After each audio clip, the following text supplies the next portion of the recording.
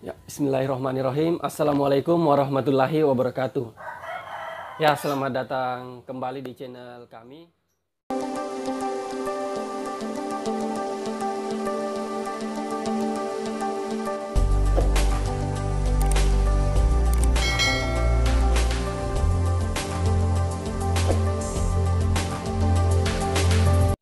Silakan kawan-kawan simak apa yang saya sajikan berikut ini. Di bawah ini yang termasuk karakteristik anak usia sekolah dasar dari segi psikomotorik adalah: A. Anak sudah dapat menciptakan suatu bentuk atau benda dengan menggunakan alat. B. Anak sudah mulai memahami beberapa konsep abstrak seperti menghitung tanpa menggunakan benda. C. Anak menunjukkan kepedulian kepada orang lain. D. Anak sudah dapat mengenakan pakaian dengan rapi.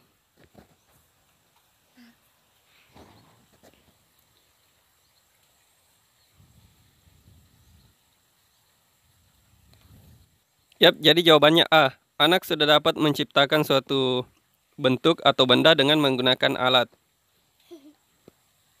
Ya, mengapa bisa A? Mari kita lihat pembahasannya. Psikomotorik adalah hubungan yang mengarah kepada akibat-akibat motor dari segi proses mental, kinerja otak. Ranah psikomotor merupakan ranah yang berkaitan dengan keterampilan atau skill, atau kemampuan bertindak setelah seseorang menerima pengalaman belajar tertentu. Hasil dari belajar psikomotorik ini sebenarnya merupakan kelanjutan dari hasil belajar kognitif, yaitu memahami sesuatu, dan hasil belajar efektif yang baru tampak dalam bentuk kecenderungan-kecenderungan perilaku. Sedangkan perkembangan bahasa anak usia sekolah dasar dapat kita lihat dari beberapa sudut pandang, yaitu yang pertama mental. Contoh, anak mulai menunjukkan sikap tenggang rasa dan penghargaan terhadap teman bermainnya. Anak juga menunjukkan kepedulian terhadap orang lain. Nah, untuk psikomotorik, contohnya itu anak mulai dapat menciptakan suatu bentuk atau benda dengan menggunakan alat. Nah, terjadi perubahan fisik, tinggi dan berat badan yang menonjol pada anak. Nah, dari segi sosial, contohnya anak sudah memakai pakaian dengan rapi. Anak dapat menampilkan sifat ingin tahu. Sedangkan emosional, contohnya anak menunjukkan keceriaan dalam berbagai aktivitas bersama teman bermainnya. Anak dapat menunjukkan sikap marah dalam kondisi yang wajar. Nah, dari segi kognitif, contohnya anak menunjukkan kreativitasnya dalam menciptakan sebuah karya tertentu. Anak sudah mulai memahami beberapa konsep abstrak seperti menghitung tanpa menggunakan benda. Yap, jadi jelas ya kawan-kawan, jawabannya A. Itu anak sudah dapat menciptakan satu bentuk atau benda dengan menggunakan alat. Ya, sesuai dengan pembahasan itu pengertian psikomotorik dan karakteristik anak berdasarkan psikomotoriknya. Nah, soal yang berikutnya. Berikut ini adalah beberapa faktor kendala yang dapat mempengaruhi keterampilan bahasa anak, kecuali A. Keluarga, B. Kebiasaan, C. Keinginan dan dorongan komunikasi, D. Kesehatan.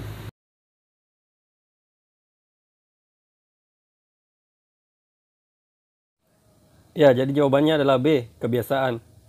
Nah, mari simak penjelasan berikut. Beberapa faktor kendala yang dapat mempengaruhi keterampilan bahasa anak antara lain: 1. Kesehatan. Anak yang sehat lebih cepat belajar berbicara dibandingkan dengan anak yang kurang sehat, sebab perkembangan aspek-aspek motorik dan aspek mental berbicaranya lebih baik sehingga lebih siap untuk belajar berbicara. 2. Kecerdasan. Anak yang memiliki kecerdasan tinggi akan belajar berbicara lebih baik dan memiliki penguasaan bahasa yang erat kaitannya dengan kemampuan berpikir.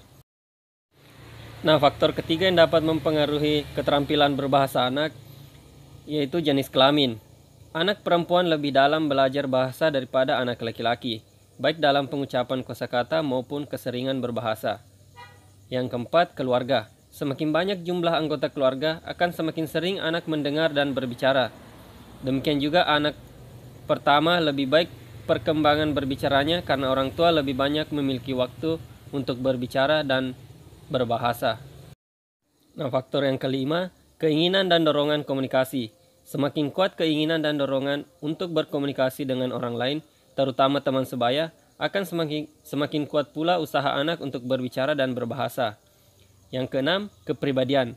Anak yang dapat menyesuaikan diri dengan baik dan memiliki kepribadian yang baik cenderung memiliki kemampuan bicara dan berbahasa lebih baik daripada anak yang mengalami masalah dalam penyesuaian. Ya, jadi inilah keenam faktor yang dapat mempengaruhi keterampilan berbahasa anak. Nah, karena pertanyaannya kecuali, jadi dari opsian yang ada yaitu jawabannya B, karena kebiasaan tidak termasuk dari 6 yang dijelaskan tadi. Nah, soal berikutnya, pemahaman guru terhadap peserta didik, perencanaan, pelaksanaan pembelajaran, evaluasi hasil belajar, dan pengembangan anak didik untuk mengaktualisasikan sebagai potensi yang dimilikinya merupakan definisi dari A. Kompetensi pedagogik, B. Kompetensi kepribadian, C. Kompetensi profesional, dan D. Kompetensi sosial. Ya, jadi jawabannya adalah A. Kompetensi pedagogik. Nah, ini sesuai dengan pembahasan mengenai pengertian kompetensi pedagogik, yaitu kemampuan mengelola pembelajaran peserta didik yang meliputi pemahaman terhadap peserta didik, perancangan dan pelaksanaan pembelajaran, evaluasi hasil belajar, dan pengembangan peserta didik untuk mengaktualisasikan berbagai potensi yang dimilikinya. Nah, mengenai ini kita sudah bahas pada video sebelumnya, jadi kawan-kawan bisa lihat di video sebelumnya mengenai pembahasan kompetensi pedagogik. Ya, kita ke soal berikutnya, yaitu berikut adalah karakter-karakter yang harus dimiliki oleh guru PAUD kecuali A. Memiliki sikap perilaku yang mencerminkan rasa ingin tahu, semangat, kreatif, inovatif, empati, toleransi, pengertian, dan kasih sayang. B. Seorang guru sampai berkata tidak tahu kepada anak didik. C. Harus bersifat fleksibel. D. Mempunyai kemampuan untuk melibatkan sikap anak dalam kegiatan-kegiatan. Ya, kalau yang ini mudah ya kawan-kawan, ya jelas jawabannya B. Ya, kawan-kawan bisa perhatikan strategi menebak jawabannya. Kawan-kawan ini jawabannya beda sendiri ketika dibandingkan dengan yang lainnya. Ya, tapi kita tetap lihat pembahasannya. Nah, guru PAUD harus memiliki karakter-karakter sebagai berikut. Yang pertama, memiliki sikap perilaku yang mencerminkan rasa ingin tahu, semangat, kreatif, inovatif, empati, toleransi, pengertian, dan kasih sayang. Kedua, guru PAUD harus bersifat fleksibel, mampu membina hubungan baik dengan semua pihak. Ketiga, memiliki rasa percaya diri yang tinggi.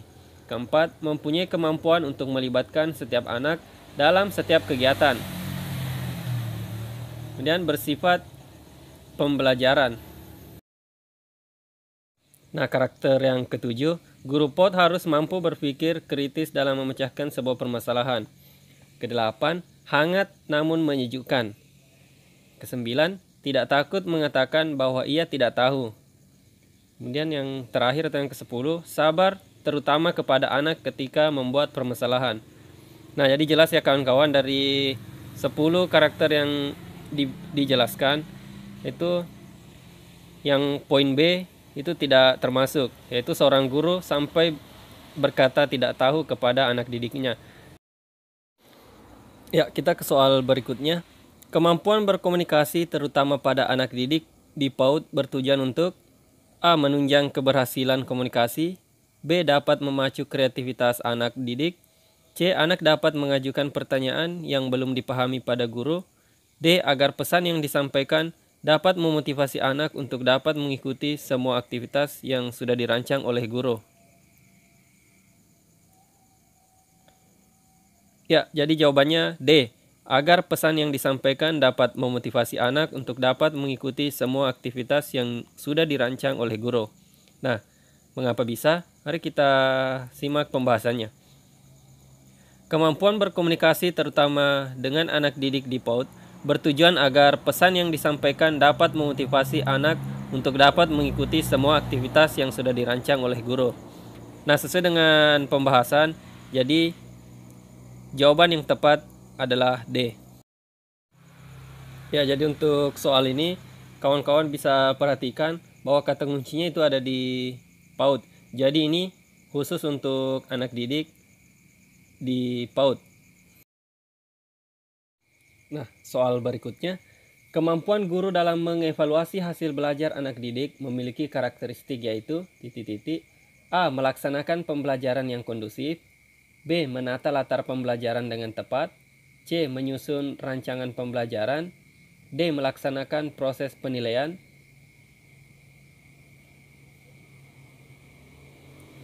Ya, jawabannya D. Nah, mengapa bisa D, kawan-kawan? Nah, mari kita lihat pembahasannya. Kemampuan guru dalam mengevaluasi hasil belajar anak didik memiliki karakteristik melaksanakan dalam kurung asesmen proses dan hasil belajar secara kesinambungan. Nah, jadi sesuai dengan pembahasan, jadi jawaban yang tepat adalah D. Ya, soal berikutnya, menyusun rancangan pembelajaran berdasarkan strategi yang telah dipilih mencakup hal-hal berikut ini kecuali A. Menyusun silabus dan rencana pembelajaran.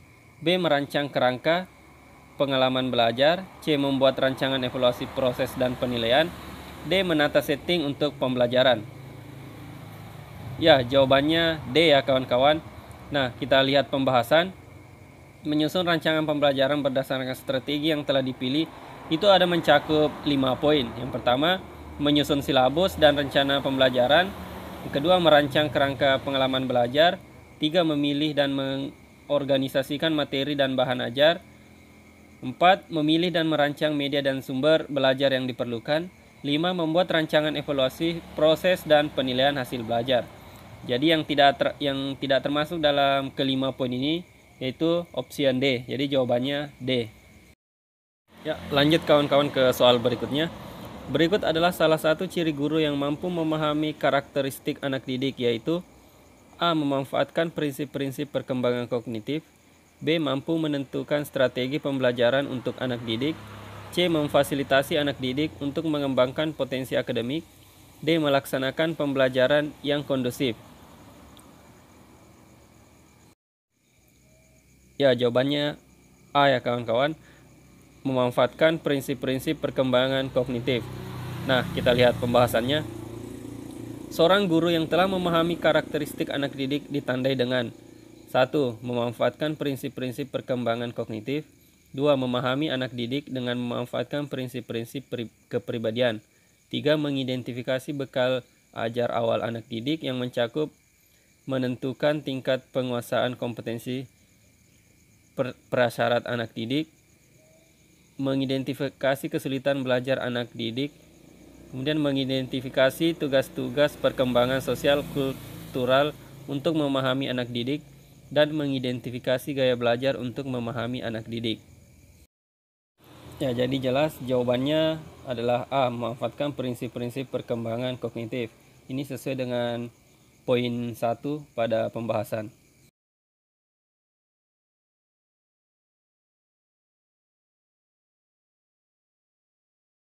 Silahkan kawan-kawan sampaikan komentarnya di kolom komentar. Ya, terima kasih kawan-kawan sudah menonton video ini sampai selesai.